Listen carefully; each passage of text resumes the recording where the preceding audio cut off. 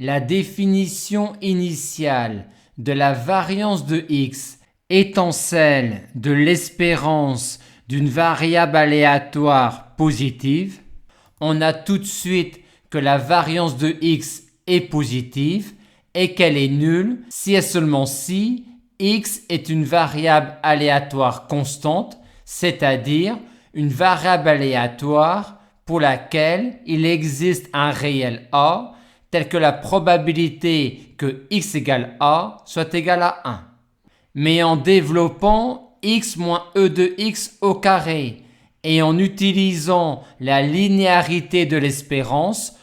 on obtient cette nouvelle expression de la variance de x qui dit que la variance de x est la moyenne du carré moins le carré de la moyenne.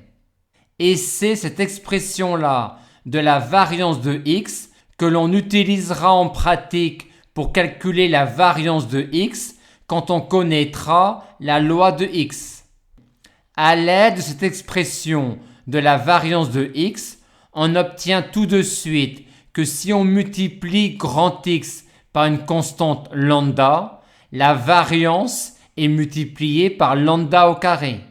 Et que si on ajoute une constante a à grand X, sa variance est inchangée. Notons enfin que si x s'exprime en mètres, il en sera de même pour son espérance.